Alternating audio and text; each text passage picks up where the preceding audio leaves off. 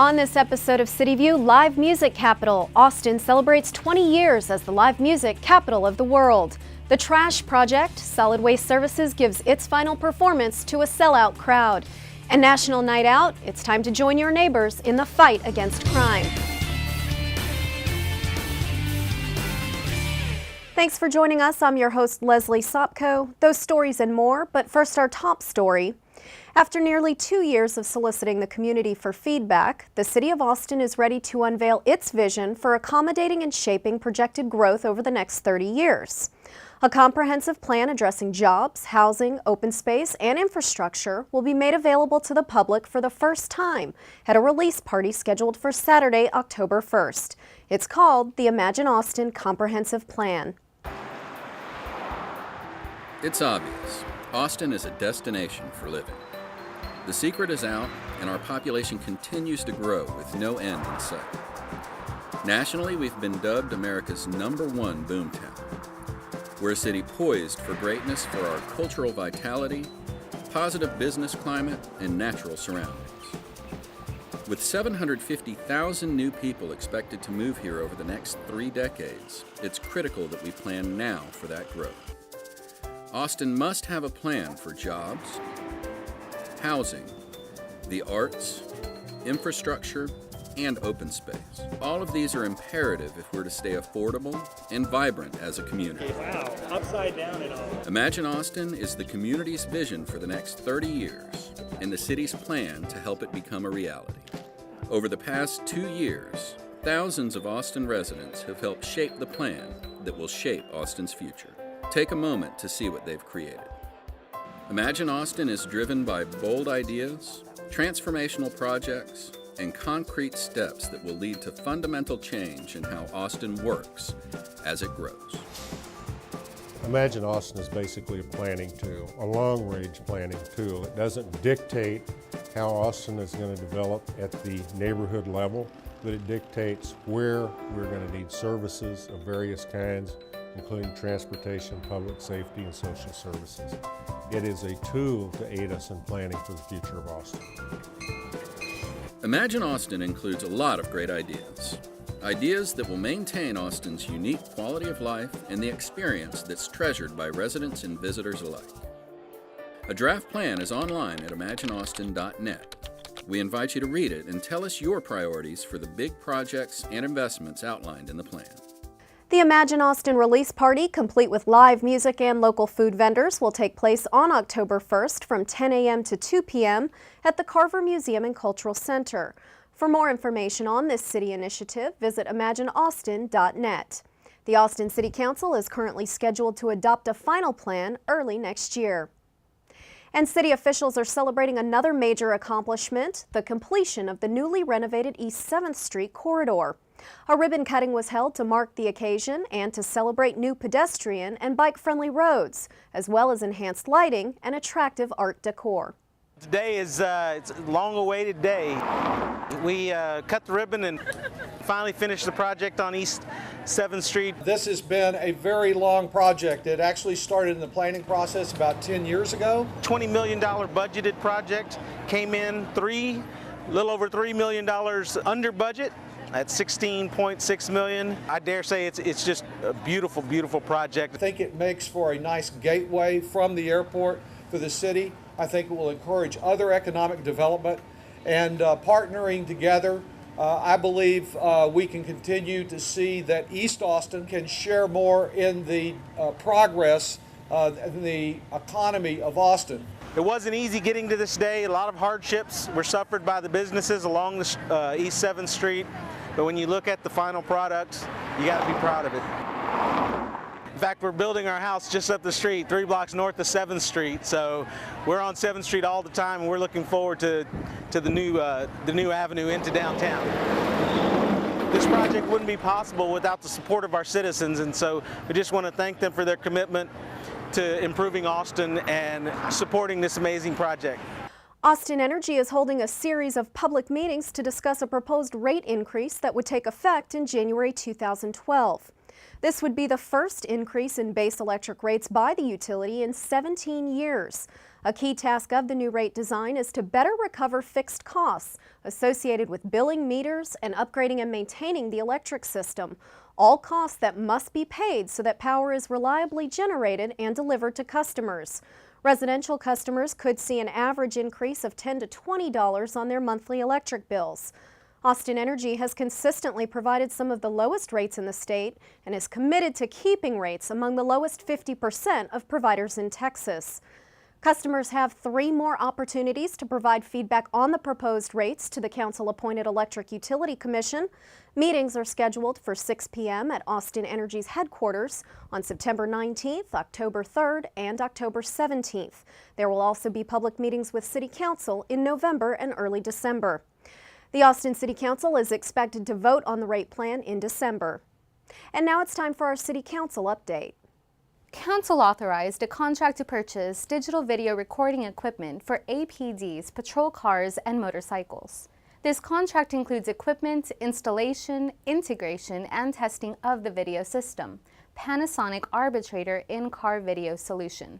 This video system will document police interactions with the public, enhancing transparency and officer safety. Council also approved a resolution to come to a legal settlement on the case between Nathaniel Sanders Sr. versus Leonardo Quintana and the City of Austin. This settlement was made for the amount of $750,000. Council also heard a briefing on different logistics related to holding elections. The presentation reviewed the options and administration costs for a May and November 2012 election. It is estimated that the May election would be more expensive than the combined November election. Council also conducted hearings to receive a public comment regarding the fiscal year 2011-2012 proposed budget, which is intended to be adopted on the week of September 12th. These hearings also discussed any budget changes affecting Austin Water Utility and Solid Waste Services. Solid Waste Services will not increase its base collection fee of $8.75 or the anti-litter fee of $5, but they will make some rate adjustments to encourage our customers to reduce their waste and help Austin reach its zero waste goal. To do that, the fee for the 96-gallon trash cart, the largest cart, will increase by $3 per month to $20.20. Cart fees will remain the same for the 32 and 64-gallon trash carts, which are used by most customers. Solid Waste Services will also offer customers a new choice in cart sizes. In the fall of this year, the department will offer a 21-gallon trash cart for $4 per month. Customers interested in switching to a smaller trash cart at a lower rate may call 494-9400 to adjust their service.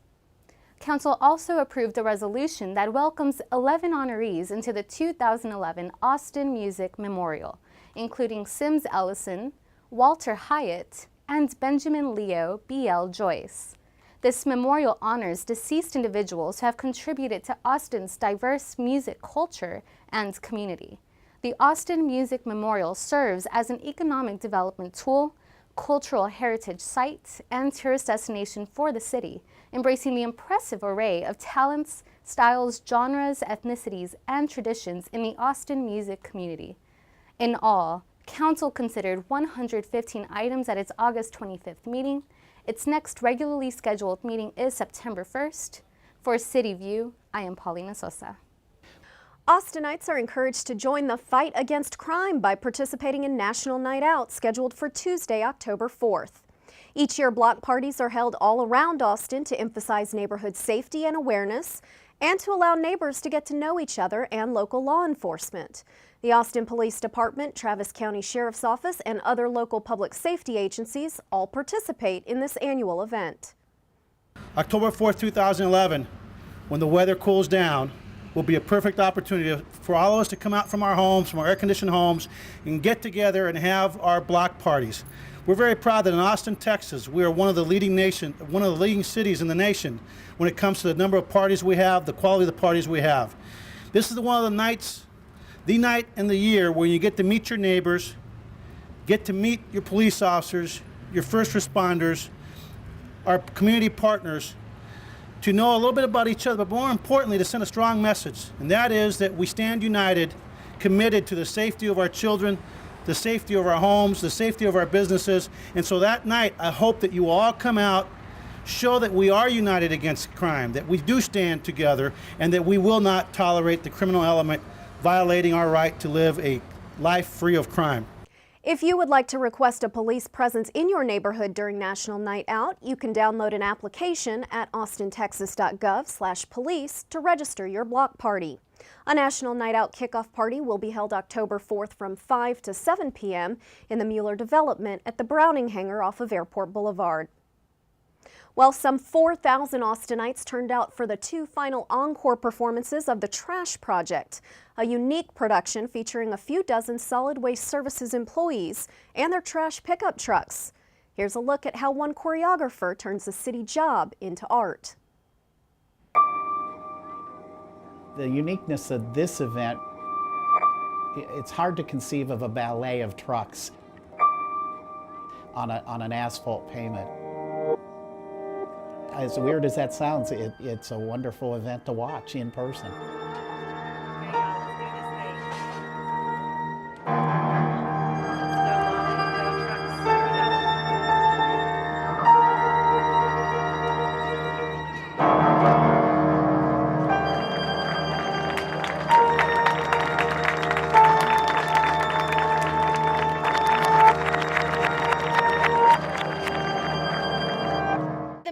Is ended right there, and Ivory's coming out, and on the busha, you do that.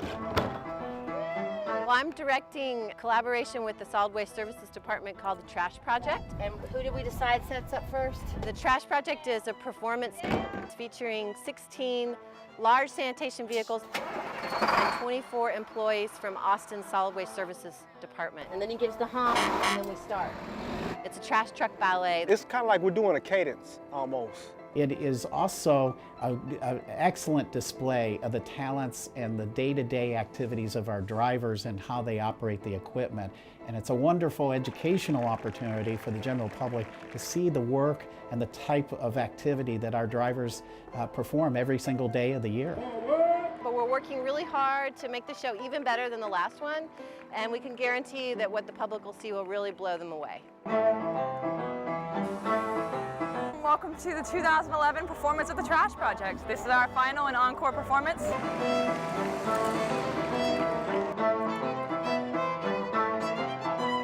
Very emotional. I think that getting to recognize people that are often overlooked, even though they're such an integrated and integral part of our community, and seeing them in this light is just, it was a beautiful thing.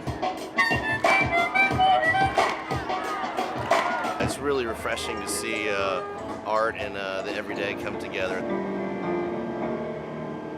Fantastic, absolutely fantastic. I mean, it brings tears to your eyes to know how much work went into this, especially by Allison Orr, and to see the response of all these people coming. Hundreds and hundreds of people begging for tickets, literally begging, and we had to turn so many people away because we just didn't have the capacity to hold them.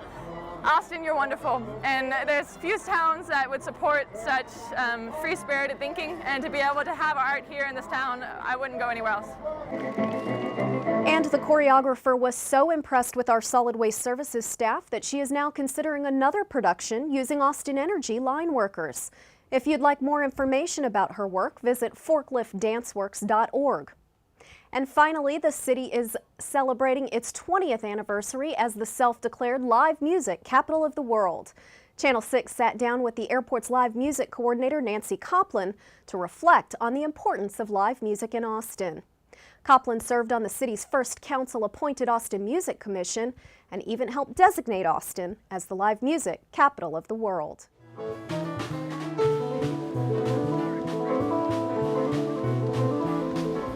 Hi, and welcome to the live music capital of the world. Hi, I'm Nancy Coplin, and you are in Austin Bergstrom International Airport, the front door to Austin, where we have almost 700 live music performances a year. Music is the lifeblood of Austin, and it flows like Barton Springs throughout the city, with probably more than 250 live music venues in Austin. We celebrate all the music that we are privileged to hear. I would like to take this opportunity to thank Mayor Lee Leffingwell and Matt Curtis in particular for helping to put together this 20-year recognition of our slogan, Live Music Capital of the World. Also the Austin Music Commission at that time, Bob Meyer, and in particular, Mayor Pro Tem Max Knopfziger, who wanted to make it Live Music Capital of the Universe, except we had no way to check on Mars to see how much live music they had. So anyway, thanks to everybody for making this a special day, and everybody please go out and support live music.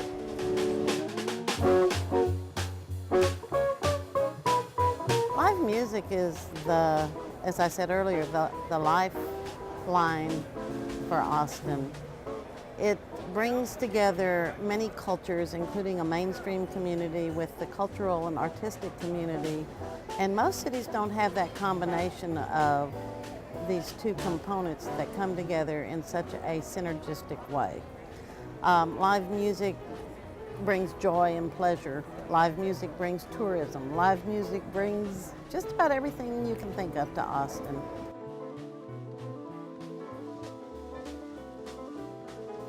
That is really a hard question because pretty much every memory of a music show that I go see is a fond memory. I love going to Antone's in the Saxon Pub. I love to go to some of the outdoor shows. And I love seeing the music here at the airport and seeing the travelers pick up their cell phones and take pictures because I can't believe there's music in an airport. Everywhere around town you go, there's live music, which is just totally symbolic of the culture and the character of this great city. Come to Austin and hear our great music. Don't just wait for the big festivals and special events. Come anytime because there's always so much live music here in Austin, and it's all great music in all the different genres. It's not just country, it's not just blues, it's everything, everywhere, and come see it because it's all here waiting for you.